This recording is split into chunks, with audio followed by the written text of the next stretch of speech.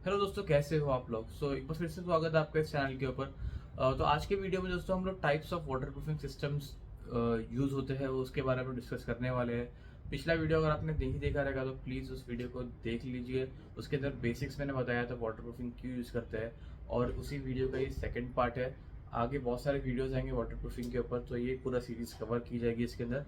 तो इस वीडियो में स्पेसिफिकली एक जो types of water proofing systems है आज की डेट में जो यूज हो रहे हैं for every kind of construction, small bungalow से लेके हाई राइज बिल्डिंग्स के अंदर जो भी सिस्टम्स यूज हो रहे हैं उसके बारे में हम लोग डिस्कस करेंगे। तो अगर मेजरली देखा जाए तो 5 टाइप के वाटर प्रूफिंग सिस्टम्स यूज हो रहे हैं। इसमें से काफी पुराने भी हो चुके हैं, तो हम लोग स्टार्ट करते हैं पुराने वाले से। सबसे पहले दोस्तों सीमेंटिशियस वाटर प्रूफिंग कोटिंग। इसमें सिर्फ और सिर्फ सीमेंट का यूज किया जाता है एक वाटर प्रूफिंग लेयर बनाने के लिए। दूसरा दोस्तों आ जाता है हमारा एक्रेलिक पॉलीमर बेस्ड सीमेंटिशियस कोटिंग। इसमें ये सीमेंटिशियस कोटिंग ही होती है, बस खाली इसके अंदर थोड़े बहुत पॉलीमर्स ऐड किए जाते हैं जिससे कि जो सीमेंट की टेंसाइल स्ट्रेंथ, जो एक कोटिंग की लेयर जो फॉर्म होती है उसकी टेंसाइल स्ट्रेंथ बढ़ जाती है, इलोंगेशन वगैरह बढ़ जाता है। तीसरा दोस्तों सिस्टम जो यूज होता है वो होता है क्रिस्टलाइन वाटर प्रूफिंग सिस्टम। चौथा दोस्तों जो यूज होता है वो है पॉलीयूरेथेन बेस्ड सिस्टम, और पांचवा है बिटुमिनस सिस्टम। तो हम लोग देखते हैं कि कहाँ कहाँ इसका एप्लीकेशन होता है। तो स्टार्ट करते हैं हम लोग बेसमेंट की तरफ से, क्योंकि नीचे सबसे बेसमेंट में सबसे ज़्यादा वाटर प्रूफिंग के लीक इश्यूज आते हैं। लीकेजेस सबसे ज़्यादा बेसमेंट में ही पाया जाता है। तो अगर एक बिल्डिंग हम लोग बना रहे हैं, basement usually high rise buildings के अंदर बेसमेंट्स होते हैं, क्योंकि बहुत ज़्यादा कंस्ट्रेंट होता है जगह का। तो जो डेवलपर्स होते हैं वो ग्राउंड के अंदर भी अपना जगह का यूटिलाइजेशन करते हैं। तो इस केस में बहुत ज़रूरी है कि हम लोग ऐसा वाटर प्रूफिंग करें बेसमेंट की कि सालों साल तक इसके अंदर एक भी ड्रॉप पेनिट्रेट ना हो पाए बेसमेंट के अंदर। तो बेसमेंट का वाटर प्रूफिंग करने के लिए एक स्टैंडर्ड यूज किया जाता है, ब्रिटिश स्टैंडर्ड 8102। तो ये स्टैंडर्ड स्पेसिफिकली बनाया गया है बेसमेंट की वाटर प्रूफिंग करने के लिए। तो ये स्टैंडर्ड बोलता है कि आपको अगर बेसमेंट की वाटर प्रूफिंग करना है तो उसको टाइप ए, टाइप बी और टाइप सी की प्रोटेक्शन देना पड़ेगा, जिससे कि ये स्ट्रक्चर आपका लीक प्रूफ हो सकता है। तो ये type A, type B, type C क्या होता है। तो टाइप ए में ये बोलता है कि आपको एक मेम्ब्रेन लगाना होगा पूरे स्ट्रक्चर के आजू बाजू में, जिससे कि पानी फर्स्ट ऑफ ऑल आपके स्ट्रक्चर के कांटेक्ट में ही ना आ पाए। तो आपको क्या करना होगा, इसके अंदर एक कोटिंग का लेयर या फिर एक मेम्ब्रेन लगाना पड़ेगा आपके राफ्ट के नीचे से लेके, और आपके जो रिटेनिंग वॉल आती है उसको कवर करने के लिए।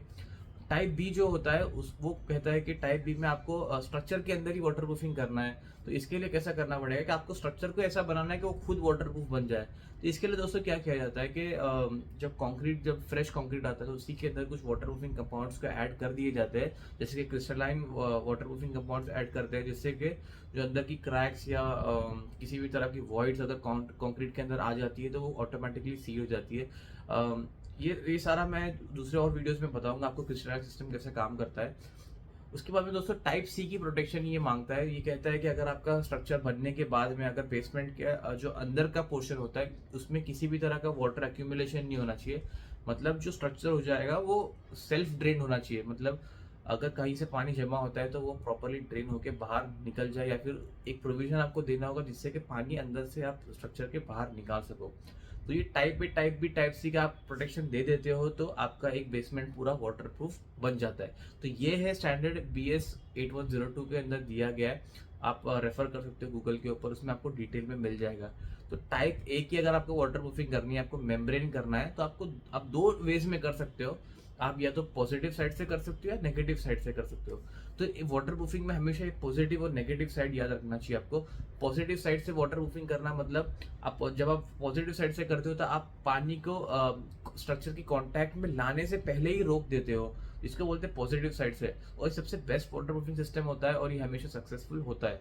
तो अगर आपको पॉजिटिव साइड से करना है बेसमेंट के अंदर तो आपको राफ्ट डालने से पहले ही वो मेम्ब्रेन का लेयर डालना होता है। तो यहाँ पे कोटिंग यूजुअली नहीं करते, इसमें हम लोग बिटुमिनस शीट्स जो होती है या फिर HDPE मेम्ब्रेन्स होते हैं उसको यूज करते हैं बेसमेंट में। राफ्ट से पहले ही बिछा देते हैं, उसके ऊपर राफ्ट की कास्टिंग होती है, फिर उसको ओवरलैप करते हुए जब रिटेनिंग वॉल बनती है तो रिटेनिंग वॉल के पीछे के साइड से ये सारी कोटिंग ऊपर जाती है आपके प्लिंथ लेवल तक के।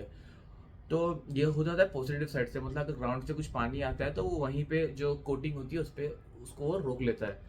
और अगर नेगेटिव साइड से आप करते हो तो आपको टाइप बी की पहले प्रोटेक्शन देनी होती है। जब आप कंक्रीट कास्टिंग करते हो तभी आपको केमिकल्स डालने पड़ते हैं, इसके बाद में जब आपका पूरा बेसमेंट रेडी हो जाता है तो आपको अंदर साइड से कोटिंग करनी होती है। इसमें क्या होता है कि पानी पहले पेनेट्रेट हो जाता है आपके कंक्रीट के अंदर, अगर किसी भी तरह के इसके अंदर डैमेजेस हो गए तो। और इसके बाद में दोस्तों जो आगे की अंदर साइड से जो नेगेटिव साइड से आपने कोटिंग की है, वो फिर जो लेयर होता है वो प्रोटेक्ट करता है आपके स्ट्रक्चर को, आपके जो बेसमेंट होगा अंदर से पानी को आने से रोकता है उसे। तो इसमें यूजुअली हम लोग नेगेटिव साइड से क्रिस्टलाइन का सिस्टम यूज करते हैं। तो क्रिस्टलाइन सिस्टम का ही काम ये होता है कि किसी भी तरह के अगर क्रैक हो गए स्ट्रक्चर के अंदर तो ऑटोमेटिकली उसको सील कर देता है। इसके बाद दोस्तों आ जाते हैं सुपर स्ट्रक्चर की वाटर प्रूफिंग के लिए। सुपर स्ट्रक्चर में बहुत सारे टाइप के वाटर प्रूफिंग सिस्टम्स यूज किए जाते हैं। आप बिटुमिन से लेके पीयू कोटिंग, जो पॉलीयूरेथेन सिस्टम होता है, सबसे एडवांस सबसे अल्टीमेट लेवल का वाटर प्रूफिंग सिस्टम होता है, वहां तक के इसे यूज किया जाता है। तो सबसे पहले हम बात करते हैं किचन एरियाज के अंदर, टॉयलेट एरियाज के अंदर। तो ये काफ़ी छोटे एरियाज होते हैं, तो इसके अंदर यूजुअली हम लोग सीमेंटिशियस कोटिंग यूज़ करते हैं।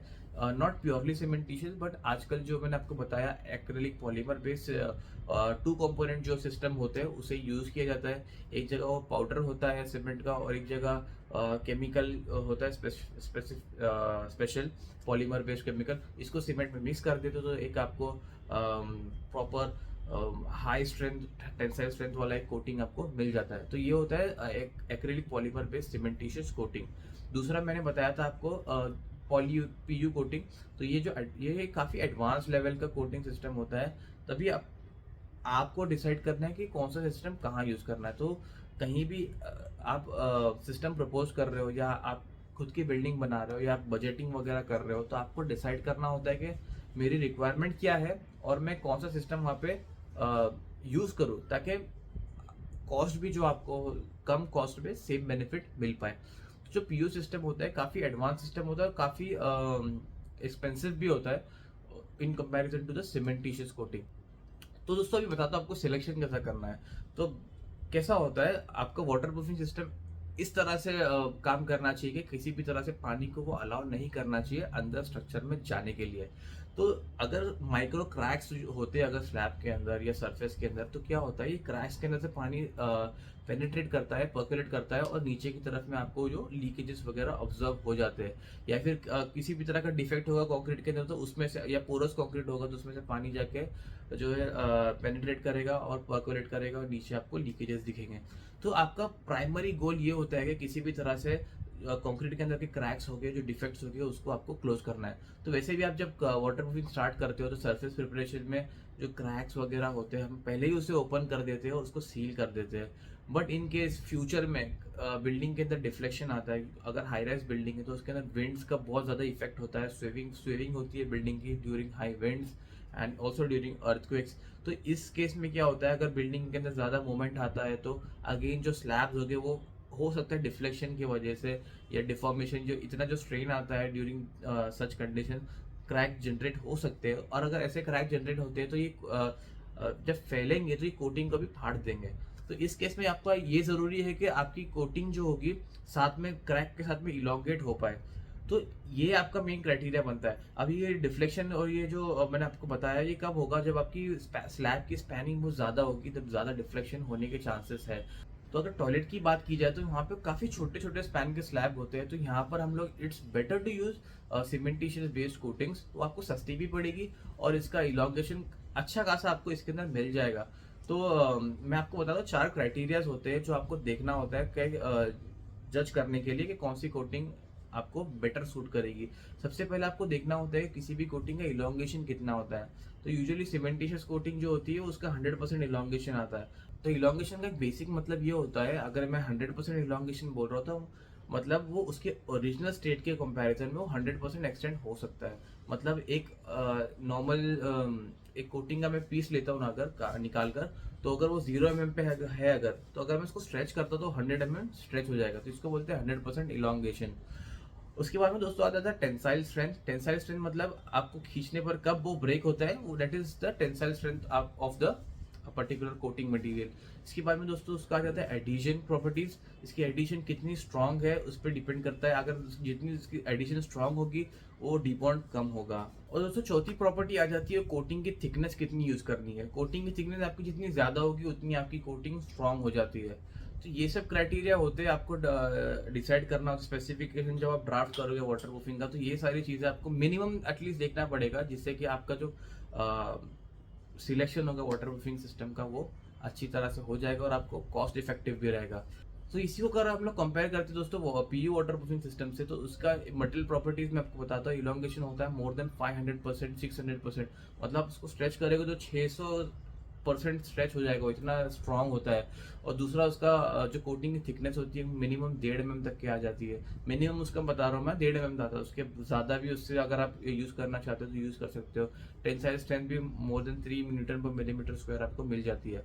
तो अगर आपको पीयू सिस्टम यूज़ करना है, it is the best water proofing system, but काफ़ी एक्सपेंसिव भी होता है। जगह जैसे कि आपकी वाटर बॉडीज है, स्विमिंग पूल्स है या फिर टेरेसेस है, जहाँ पे कंटिन्यूसली वेदरिंग इफेक्ट होता है या फिर पानी कंटिन्यू आने वाला है, तो वहाँ पर आप पीयू सिस्टम यूज़ कर सकते हो।